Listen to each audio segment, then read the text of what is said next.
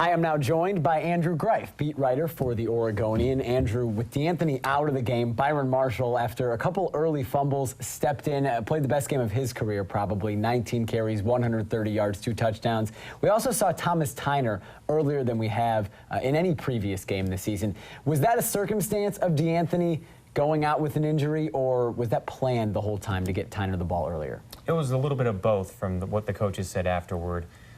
Scott Frost and Mark Helfrich both said that Thomas has learned the playbook a little bit better, has become a stronger runner in practice, has just an overall better grasp, and so that led them to conclude before the game they wanted to kind of even out the carries between the top 3 backs. Then DeAnthony gets hurt, and it makes him come in probably a little earlier than even they expected. But yes, it was early, and they really liked it, 94 yards. And he showed pretty good promise again. Tyner fumbled, Byron Marshall fumbled a couple times. He didn't lose those fumbles. The rain was wild. Anybody watching at home, anybody in the stands, something probably that they've never seen before. For you in the press box, you guys even felt the weather a little bit last night. Yeah, I put my coat on. I put a rain jacket on in the middle of the first quarter because our laptops were getting wet. Now, I wasn't on the sideline. I wasn't getting soaked. Some people were. I mean, the coaches and players said afterward that it was the coldest game they'd ever played in. Some of them tweeted that. I was not in that position, but even we were getting soaked a little bit. Yeah, our Eric Elkin down on the sideline shooting that game for us. Not a dry individual when he came back to the station afterwards.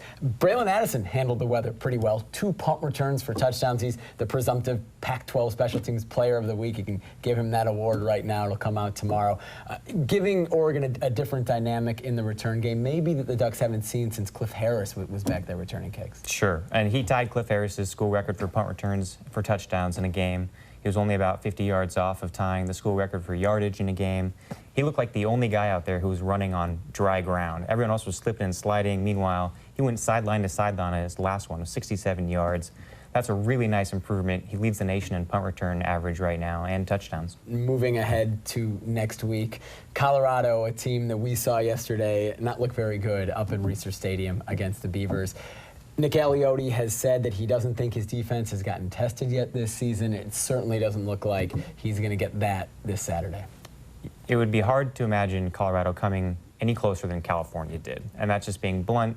But the way Colorado looked after 2 nice victories to start the year, then they have to wait 20 days, then they go into Corvallis, and it just looked like they got ran through a meat grinder.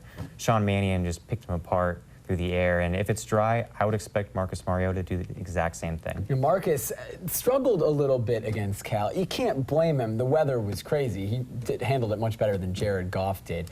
But maybe this week a chance for him to settle down and really find his stride, which we haven't seen yet this year through the air. His completion percentage has been hovering around 50% more often than it hasn't in games. Sure, and in those early games, the first 3 games, you could blame a lot of those on drops. The coaches blame a lot of those on drops, not so much on Marcus, because they really they hold him to this. They really like the way he reads, where he throws the ball. They say it's almost always the right guy.